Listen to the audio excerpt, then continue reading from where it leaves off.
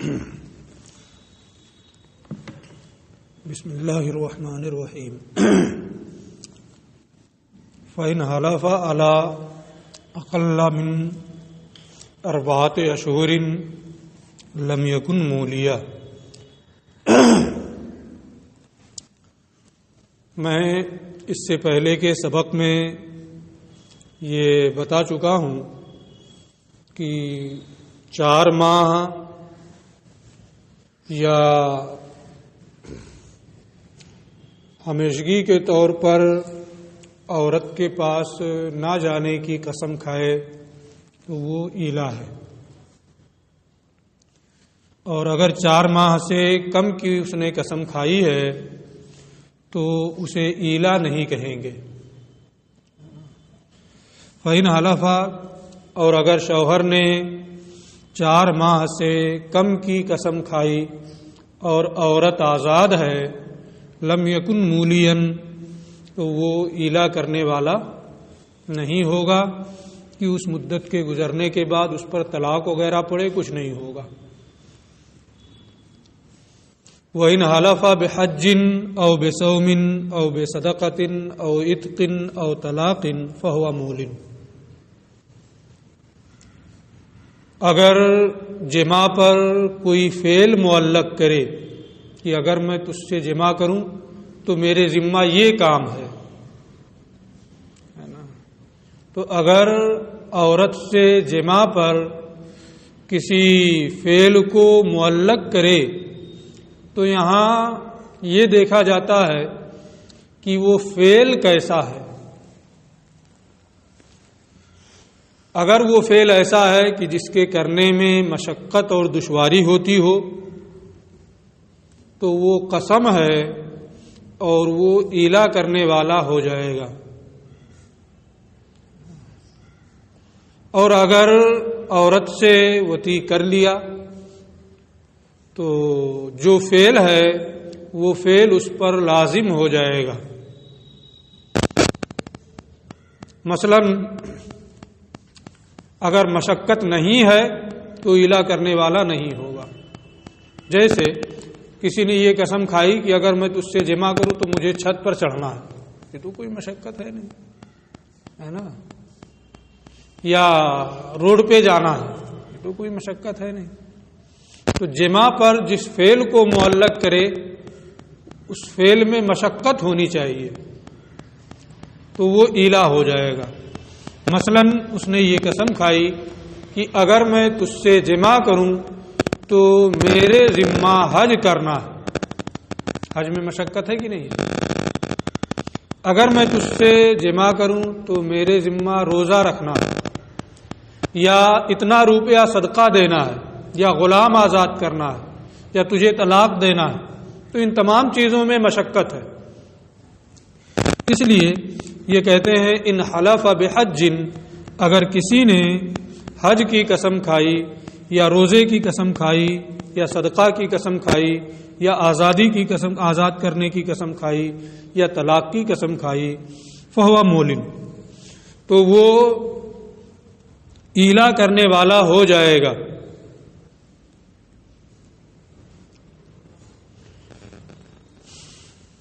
کوئی بھی صورت ہو وہ ایلا کرنے والا ہو جائے گا۔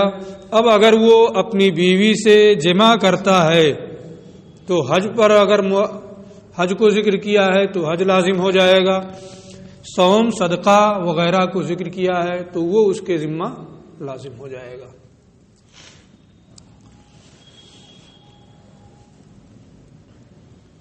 اپنی منکوحہ بیوی سے ایلا کر سکتا ہے، اور وہ عورت جو اس کے عقد نکاح میں ہے اگرچہ طلاق رجعی دے چکا ہو اس سے بھی ایلا کر سکتا ہے، کیونکہ فعل کے ذریعے سے اس سے رجعت کرنا صحیح ہے، یعنی اس سے وطی کرنا حرام نہیں ہے۔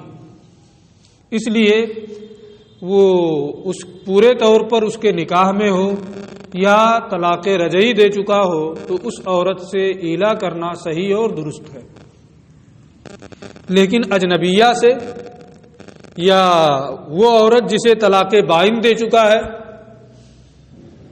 اس سے ایلا کرنا صحیح نہیں ہے، کیونکہ اس سے وتی ہی نہیں کر سکتا، وتی حرام ہو گئی، تو اب قسم کھانے کا بھی کوئی مطلب نہیں ہوگا، وہ ایلا شرعی نہیں ہوگا۔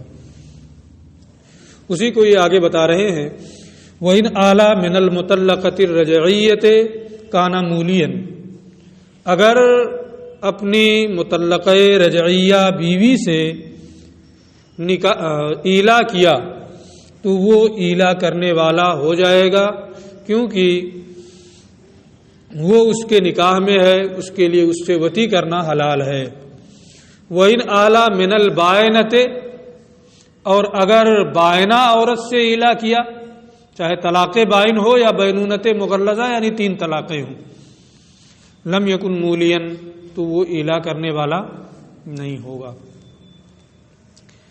آزاد عورت کے حق میں ایلا کی مدت 4 ماہ اور باندی کے لیے 2 ماہ ہے۔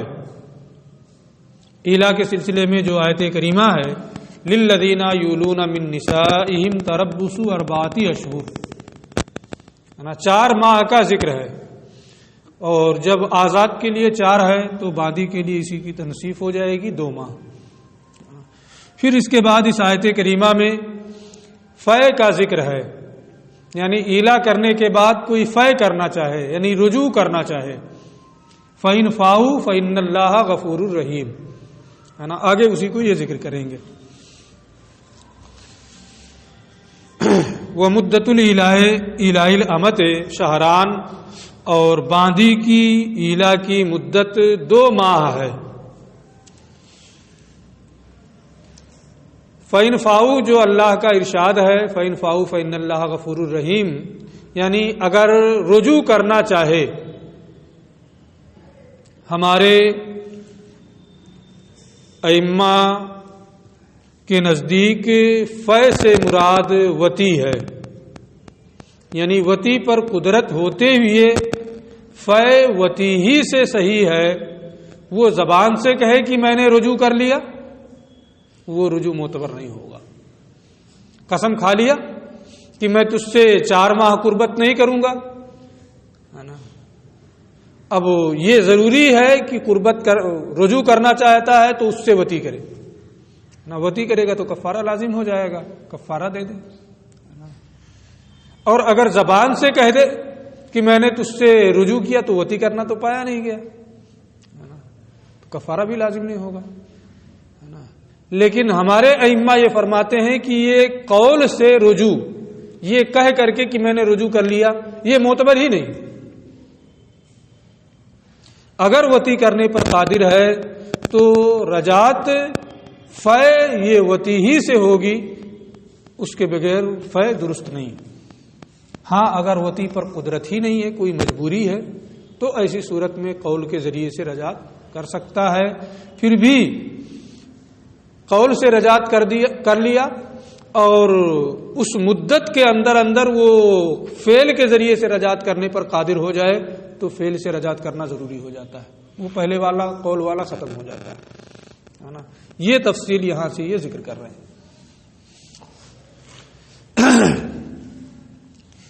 وَإِنْ كَانَ الْمُولِي مَرِيضًا لَا يَقْدِرُ عَلَى الْجِمَاعِ، اور اگر ایلا کرنے والا بیمار ہے، وتی نہیں کر سکتا، تو خود وہ وتی کرنے پر قادر نہیں ہے شوہر، ایلا کر لیا ہے کہ تجھ سے 4 ماہ قربت نہیں کروں گا۔ او کانت المرأۃ مریضۃ، یا عورت بیمار ہے، وہ اس لائق نہیں کہ اس سے وتی کی جائے۔ او کانت رتقا، یا اس کی شرمگاہ بند ہے، کسی بھی بنیاد پر غدود ہو گئے یا اور بھی کوئی چیز ہو گئی جس کی بنیاد پر وہ اس لائق نہیں کہ اس سے وتی کی جائے۔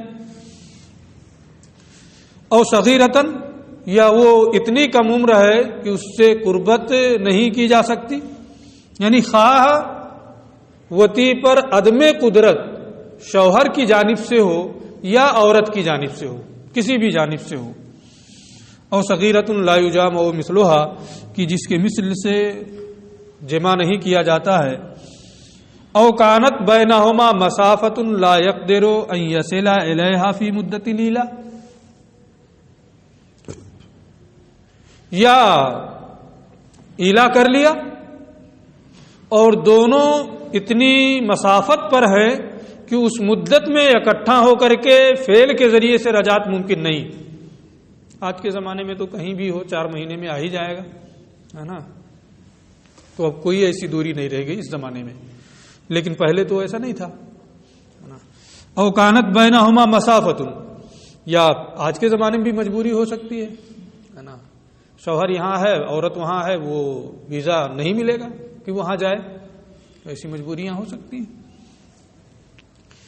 او کانت بینہما, یا ان دونوں کے درمیان اتنی مسافت ہو کہ شوہر مدت ایلا میں عورت کے پاس نہ پہنچ سکے.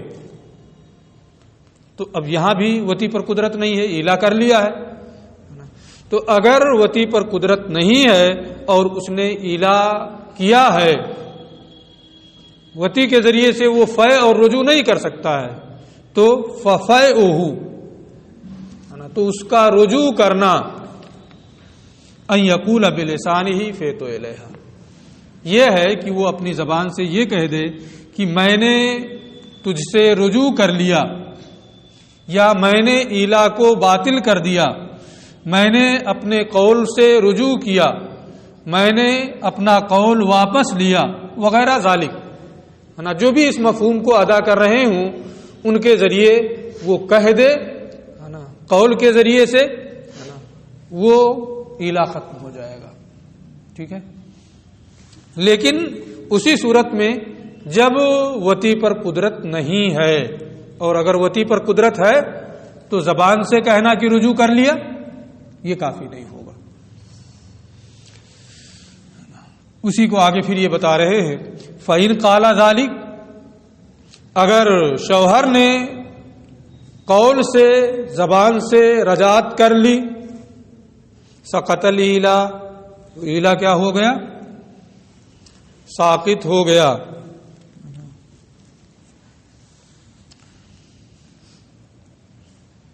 وَإِنْ صَحَّ فِي الْمُدَّةِ بَطَلَ ذَلِكَ الْفَيْءُ وَصَارَ فَيْءُهُ الْجِمَاعُ, قول سے رجعت کر چکا ہے لیکن پھر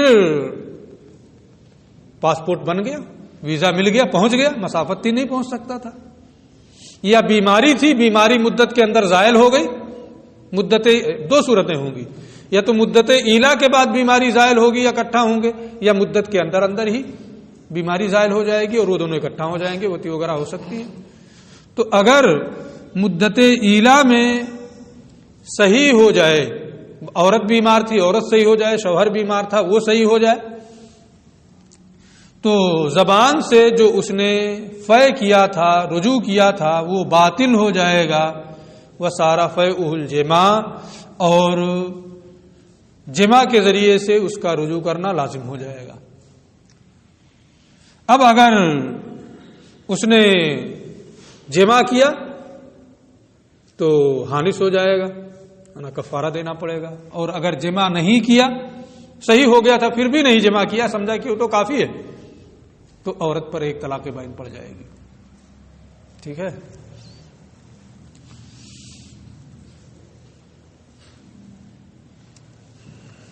بطل الفیء وصار فیء الجماع, تو اگر مدت کے اندر پھر وہ زبان سے رجوع کرنے کے بعد صحیح ہو جائے تو وہ زبان سے رجوع کرنا باطل ہو جاتا ہے, اور جمع کے ذریعے سے فے یہ لازم ہے. بات پوری ہو گئی. اچھا, اب یہ آگے ایک دوسرا مسئلہ بتا رہے ہیں جو اس سے بھی تھوڑا سا متعلق ہے لیکن اس سے الگ بھی ہے. وَإِذَا قَالَ لِامْرَأَتِهِ, شوہر نے اپنی بیوی سے کہا, انت علی حرام, تو مجھ پر حرام ہے. تو بیوی اس پر حرام تو ہے نہیں, کسی حلال کو حرام کر لینے سے وہ چیز حرام ہو نہیں جاتی ہے, لیکن وہ کہہ رہا ہے انت علی حرام, تو مجھ پر حرام ہے. اس کے بارے میں تفصیل ہے کہ اس کو کس معنی پر محمول کیا جائے. کئی احتمالات اس میں ہیں. وہ اس سے زہار کی بھی نیت کر سکتا ہے کہ جیسے اس کی ماں اس پر حرام ہے ایسے وہ حرام ہے نا، زہار کا بیان آ رہا ہے بعد میں. اور طلاق کی بھی نیت کر سکتا ہے، جھوٹ بھی ہو سکتا ہے نا، ایلا کا معنی بھی ہو سکتا ہے کہ میں تجھ سے قربت نہیں کروں گا، تو مجھ پر حرام ہے ہمیشہ ہمیشہ کے لیے. تو کئی چیزوں کا انت علیہ حرام میں احتمال ہے. جب کئی چیزوں کا احتمال ہے تو اب قائل سے پوچھا جائے گا کہ بھائی تم کہنا کیا چاہتے ہو. کوئی دوسرا کیا جانے وہ کہنا کیا چاہتا ہے نا. جب جملہ محتمل ہے تو قائل ہی اپنی مراد متعین کرے گا کہ میں اپنے اس جملے سے کہنا کیا چاہتا ہوں. اس لیے یہ فرماتے ہیں اگر شوہر نے یہ کہا انت علیہ حرام سئلا عن نیتہ، تو شوہر سے اس کی نیت دریافت کی جائے گی کہ تمہاری نیت کیا ہے اس جملے سے. فإن قال اردت الکذب، اگر وہ کہے کہ میں تو جھوٹ بول رہا تھا، فہو کما قال، تو جیسا کہا ہے وہی ہے. وإن قال، اور اگر وہ یہ کہے اردت بہ الطلاق، میں نے طلاق کی نیت کی ہے، تو یہ کنایا کا لفظ ہے نا، اور کنایا سے کون سی طلاق پڑتی ہے؟ بائن. فہی تطلیقۃ بائنہ، تو عورت پر ایک طلاق بائن پڑے گی. اور یہ فرد ہے، فرد حقیقی تو متیقن ہے کہ ایک پڑے گی، اور اگر 3 کی نیت کرے تو اس کا بھی احتمال ہے. اس لیے اگر اس نے 3 طلاق کی نیت کی ہے تو 3 بھی پڑ جائے گی. وإن قال، اور اگر وہ یہ کہے اردت بہ الطلاق، میں نے اس سے طلاق کی نیت کی ہے، فہی تطلیقۃ بائنہ، تو ایک طلاق بائن پڑے گی. الا ان ینوی الثلاث، مگر یہ کہ وہ 3 کی نیت کرے. تو اگر 3 کی نیت کرے گا تو 3 بھی پڑ جائے گی. وإن قال، اور اگر وہ یہ کہے اردت بہ الظہار، میں نے زہار کی نیت کی ہے کہ جیسے میری ماں مجھ پر حرام ایسے تو حرام، فہو زہار، تو یہ کیا ہے؟ زہار ہے. زہار کی تعریف اس کے احکام بعد میں آ رہے ہیں.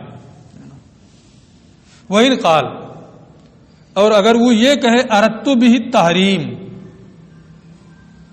میں نے حرمت کا ارادہ کیا ہے کہ وہ حرام ہے ہمیشہ ہمیشہ کے لیے میرے اوپر. او لم ارید بہ شیئا، یا کچھ سوچا ہی نہیں کہہ دیا انت علیہ حرام، میں نے کچھ ارادہ نہیں کیا ہے، یہ کہتے ہیں فہو یمین، تو یہ کیا ہے؟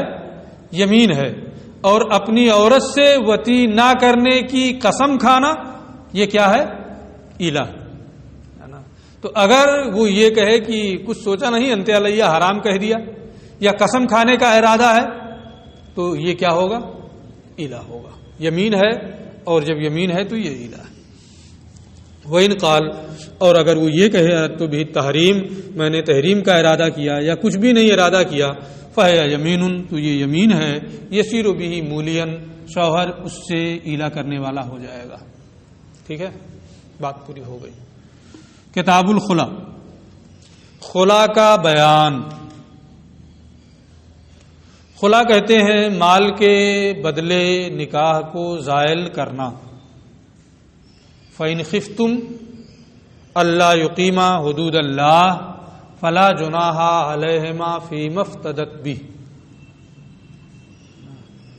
الطلاق مرتان فإمساک بمعروف اور تسریح بإحسان کے بیچ میں یہ آیت کریمہ بھی ہے کہ اگر تمہیں اندیشہ ہے کہ وہ میاں بیوی اللہ کے قائم کیے ہوئے حدود کو قائم نہیں رکھ سکتے ہیں، تو کوئی حرج نہیں ہے کہ عورت فدیہ دے کر کے اپنے آپ کو چھڑا لے، یعنی خلا کر لے. تو خلا کا معنی کیا ہے؟ مال دے کر کے، مال لے کر کے نکاح کو زائل کرنا، یا مال دے کر کے اپنے آپ کو چھڑانا.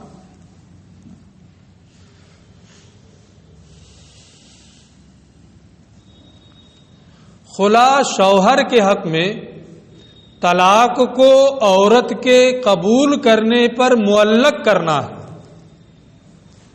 1000 روپیہ دے دو تو میں نے تمہیں طلاق دی، 1000 کے عوض میں نے طلاق دی. تو یہ نہیں کہ طلاق پڑ گئی، عورت جب قبول کرے گی تو طلاق پڑے گی، ہے نا. تو خلا شوہر کے حق میں طلاق کو عورت کے قبول کرنے پر معلق کرنا ہے. اس لیے اگر اس نے معلق کر دیا تو اب رجوع نہیں کر سکتا ہے، اسے رجوع کرنے کا اختیار نہیں رہے گا. اور عورت کی جانب سے مال دے کر کے اپنے آپ کو چھڑانا ہے. شوہر نے کہا 1000 کے بس میں تمہیں طلاق دیتا ہوں. اب عورت چاہے قبول کرے چاہے نہ قبول کرے، ہے نا، اس پر کوئی جبر نہیں ہوگا. تو میں نے اس لیے دونوں وضاحتیں کر دی کہ مال کے بدلے نکاح کو زائل کرنا یہ تو خلا ہے، لیکن عورت کی شوہر کی جانب سے عورت کے قبول کرنے پر طلاق کی تعلیق ہے، طلاق کو معلق کرنا ہے. اس لیے شوہر کو رجوع کرنے کا اختیار نہیں ہوگا. اور عورت کی جانب سے مال دے کر اپنے آپ کو چھڑانا ہے، اس لیے اس پر جبر نہیں ہوگا کہ قبول ہی کرو، ہے نا. اب اس کے بعد اس سے متعلق جو احکام ہیں اس کو دیکھیں. اذا تشاق الزوجان، جب میاں بیوی میں نا اتفاقی ہو جائے، ناچاقی ہو جائے، اختلافات ہو جائیں، ہوتا ہی رہتا ہے. اب اگر اختلافات اس حد تک ہو گئے کہ اصلاح کی کوئی صورت نہیں ہے، میاں بیوی کے جو ایک دوسرے پر حقوق ہیں ان حقوق کی پامالی ہوگی، اللہ کے قائم کیے ہوئے حدود کو وہ قائم نہیں رکھ سکتے ہیں. حکم بھی بنایا گیا کہ بھائی ان کی اصلاح ہو جائے، دونوں طرف سے ثالث آئے، اصلاح کی کوششیں بھی کی گئیں لیکن سب کچھ ناکام ہو گئے. اب کیا کریں، کیا جائے؟ تو جب زوجین میں نا اتفاقی ہو جائے، وخافا، اور وہ دونوں اندیشہ کریں، اللہ یقیما حدود اللہ، کہ وہ اللہ کے قائم کیے ہوئے حقوق کی بجاوری نہیں کر سکتے،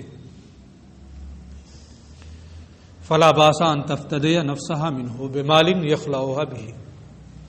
تو اب کوئی حرج نہیں ہے کہ عورت شوہر سے اپنے آپ کو مال کا فدیہ دے کر کے چھڑا لے، مال کا فدیہ دے دے اپنے نفس کا، یخلعها به، جسے لے کر کے شوہر اس سے خلا کر لے، اسے آزاد کر دے. اس میں کوئی حرج نہیں ہے، وہ ایسے بلا ضرورت، ہے نا، اس کی اجازت نہیں ہے کہ یہ کرتے پھرے. ہاں اگر حالات اس حد تک سنگین ہو جائیں تو اب خلا ہو سکتا ہے، لیکن کرے گا بغیر ضرورت کے بھی تب بھی خلا ہو جائے گا، ہے نا. اب فَإِذَا فَعَلَ ذَلِكَ، جب شوہر خلا کرے، عورت قبول کر لے، تو خلا کے ذریعے سے طلاق بائن پڑے گی. کون سی طلاق پڑے گی؟ طلاق بائن پڑے گی. اس لیے کہ ایک تو یہی کہ یہ کنایہ کے الفاظ سے ہے نا. دوسری وجہ یہ ہے کہ عورت مال دے کر کے اپنے آپ کو شوہر سے الگ کرنا چاہتی. شوہر نے کہا 1000 دے دو، خلا کر لیتے، اس نے دے دیا، خلا کر لیا. اب اگر یہ ہو کہ طلاق بائن نہیں رجعی پڑی ہے تو عورت کا مقصد کیا تھا؟ مال دے کر کے اپنے آپ کو اس سے آزاد کرانا. رجعی پڑی ہے، اس نے رجعت کر لی، پھر اس کی بیوی، اس کا مقصد حاصل ہوا، مال بھی دیا، پھر اس کی بیوی ہو گئی، ہے کہ نہیں؟ اس لیے ہے نا، چونکہ مال وہ اس لیے دیتی ہے تاکہ وہ اپنے آپ کو اس سے بچا لے. اب اگر طلاق بائن کے بجائے رجعی کا قول کیا جائے تو ایسی صورت میں اس کا مقصد وہ حاصل نہیں ہوگا. اور دوسری وجہ یہ ہے کہ یہ الفاظ کنایہ میں سے ہے، تو اس کے ذریعے سے طلاق بائن پڑے گی. رہا یہ کہ بائن ہے، اگر کنایہ ہے تو نیت ہونی چاہیے، ہے نا، تو یہاں نیت کی بھی کوئی حاجت نہیں ہے، بغیر نیت کے طلاق بائن پڑے گی. اس لیے کہ مال کا ذکر کرنا یہ اس کو نیت سے بے نیاز کر دے رہا ہے. فَإِذَا فَعَلَ ذَلِكَ وَقَعَ بِالْخُلَعِ تَطْلِيقَةٌ بَائِنَةٌ تو جب وہ ایسا کرے گا تو خلا سے طلاق بائن پڑے گی. وَلَزِمَهَا الْمَالُ اور عورت کے ذمہ مال لازم ہو جائے گا. ٹھیک ہے، اتنا تو ہو گیا. وَإِنْ كَانَ النُّشُوزُ مِنْ قِبَلِهِ كُرِهَ لَهُ أَنْ يَأْخُذَ مِنْهَا عِوَضًا. یہ کوئی ضروری نہیں ہے کہ نا اتفاقی جو ہوئی ہے یہ عورت ہی کی جانب سے زیادتی ہوئی ہو تب نا اتفاقی ہوئی. ممکن ہے شوہر کی جانب سے زیادتی ہو سکتا ہے کہ نہیں، اور نا اتفاقی ہو گئی، دونوں ایک دوسرے سے الگ ہونا چاہتے ہیں. یہ بھی ہو سکتا ہے کہ زیادتی عورت کی جانب سے ہو، ہے نا. اگر زیادتی شوہر کی جانب سے ہے تو طلاق دے دینا چاہیے، کچھ لینا نہیں چاہیے. خود زیادتی کرے اور مال بھی لے، ایسا کرنا مکروہ ہے. پھر بھی اگر وہ لے گا، ہے نا، تو کراہت کے باوجود لینا صحیح ہے اور خلا بھی صحیح ہے، طلاق بائن پڑے گی. اور اگر نافرمانی اور زیادتی عورت کی جانب سے ہے تو مال لے سکتا ہے، لیکن اتنا ہی جتنا بطور مہر اسے دیا، اس سے زیادہ لینا مکروہ. 1000 پر نکاح کیا تھا، 10,000 پر نکاح کیا تھا، 1 لاکھ مانگ رہا تو یہ مکروہ ہے. جتنے پر نکاح ہوا ہے نہ زیادہ سے زیادہ وہ اتنا لے. پھر بھی یہاں بھی وہی ہے کہ اگر زیادہ لے گا تب بھی خلا ہو جائے گا اور عورت کو اتنا دینا پڑے گا اگر اپنی رضامندی اس نے ظاہر کر دی. یہ مکروہ ہے، لیکن اگر کوئی ایسا کرتا ہے تو اتنا دینا پڑے گا. قرآن میں ایک جگہ ہے لا يحل لكم ان تاخذوا مما آتيتموهن، جو عورتوں کو دیا ہے اسے لینا حلال نہیں. یہ اس صورت میں ہے کہ جب زیادتی شوہر کی جانب سے ہو. اور حضرت ثابت ابن قیس رضی اللہ تعالیٰ عنہ ان کی بیوی تھی، انہوں نے ایک باغ انہیں مہر میں دیا تھا اور پھر نا اتفاقی ہو گئی، خلا کی نوبت آ گئی. جب خلا کی بات آئی تو آقا کریم نے ان کی اہلیہ سے کہا تھا کہ ان کا باغ تم انہیں واپس کر سکتی ہو، کر دو اس سے اور خلا ہو جائے. تو انہوں نے کہا یا رسول اللہ ہاں باغ دے دوں گی اور مزید دے دوں گی، لیکن ہم کو خلا چاہیے، ہے نا. تو اس موقع پہ آپ نے ارشاد فرمایا تھا اما زیادت و فلا، یعنی جتنا مہر ہے باغ وہ دے دو، زیادتی کی کوئی حاجت نہیں. یعنی زیادہ لینا کیا ہے؟ مکروہ ہے. اسی کو یہ کہہ رہے ہیں وَإِنْ كَانَ النُّشُوزُ مِنْ قِبَلِهِ، اگر زیادتی اور نافرمانی شوہر کی جانب سے ہے، كُرِهَ لَهُ أَنْ يَأْخُذَ مِنْهَا عِوَضًا، تو اس کے لیے مکروہ ہے کہ عورت سے عوض لے، زیادتی بھی کرے عوض بھی لے، ایسا نہیں ہونا چاہیے. وَإِنْ كَانَ النُّشُوزُ مِنْ قِبَلِهَا، اور اگر زیادتی عورت کی جانب سے ہے تو شوہر کے لیے یہ بات مکروہ ہے کہ وہ اس سے زیادہ لے جو اس کو دیا ہے. پھر بھی فَإِنْ فَعَلَ ذَلِكَ، کراہت دونوں صورتوں میں ہے. اس کے باوجود اگر شوہر نے ایسا کیا جازا فی القضاء، تو ایک مفتی یہی حکم دے گا کہ یہ قضاءً جائز ہے، وہ لے سکتا ہے. کیوں؟ اس لیے کہ اللہ تعالیٰ کا ارشاد ہے فلا جناح علیہما فیما افتدت بھی، فدیہ دینے میں کوئی گناہ نہیں ہے. یہاں کوئی قید نہیں ہے کہ کتنا دیا جائے کتنا لیا جائے، مطلق ہے. اس لیے مکروہ تو ہے زیادہ لینا، لیکن اگر لے گا تو وہ بھی جائز ہے. ایک مفتی یہی حکم دے گا. اب پھر اس کے بعد صرف احکام بیان کر رہے ہیں. وَإِن طَلَّقَهَا عَلَى مَالٍ، اگر شوہر نے مال کے عوض عورت کو طلاق دی. لفظ میں غور کریں، مال کے عوض طلاق دیا ہے نا. طلقہ طلق تو کہا، فقبلت عورت نے قبول کر لیا، وقعت طلاق تو طلاق پڑ جائے گی. وَلَزِمَهَا الْمَالُ، اور مال عورت کے ذمہ لازم ہو جائے گا. اور یہ طلاق کون سی ہوگی؟ وکانت طلاق بائنہ، طلاق بائن ہوگی، اس لیے کہ عوض کا ذکر ہے، اس لیے کہ عوض کا ذکر ہے، اس لیے یہ طلاق بائن ہوگی. اب یہاں ایک چیز اور، وَإِن بَطَلَ الْعِوَضُ فِي الْخُلَا، خلا کے لفظ کے ذریعے سے خلا کیا اور عوض باطل ہو جائے، ایسی چیز کو عوض بنایا جس میں عوض بننے کی صلاحیت ہی نہیں ہے، تو طلاق بائن پڑے گی۔ لیکن مال کے عوض خلا کیا، لیکن لفظ خلا سے نہیں بلکہ طلاق سے، اور اس مال کا عوض ہونا باطل ہو جائے، تو چونکہ اگر لفظ طلاق ہے تو وہ صریح ہے، جب مال کا عوض ہونا باطل ہو گیا، وہ مال ہی نہیں ہے، تو ایسی صورت میں صریح لفظ کا اعتبار ہوگا، ہے نا، اور طلاق رجعی پڑے گی۔ خلا کے ذریعے سے کیا ہے نا، تو چونکہ وہ کنایا ہے، اس لیے اگرچہ عوض باطل ہو جائے اس سے طلاق بائن پڑے گی۔ اسی کو یہ کہہ رہے ہیں۔ وَإِن بَطَلَ الْعِوَضُ فِي الْخُلَا، اور اگر خلا میں عوض باطل ہو جائے، کیسے باطل ہوگا؟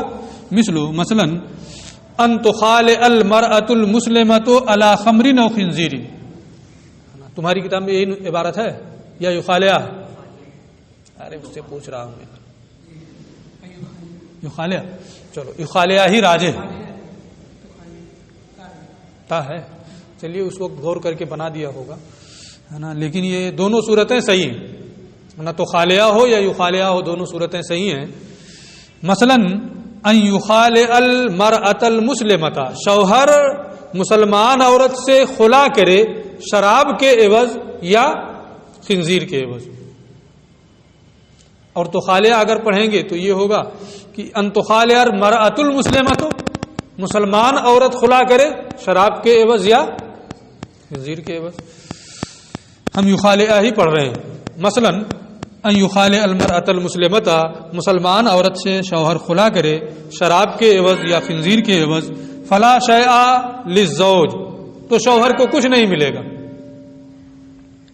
والفرقۃ بائنہ، یہاں کیا عوض باطل ہو گیا، ہے نا، خلا کے ذریعے سے لفظ خلا سے اس نے خلا کیا، اس لیے والفرقۃ بائنہ، طلاق بائن ہوگی، کیونکہ یہ الفاظ کنایہ سے ہے۔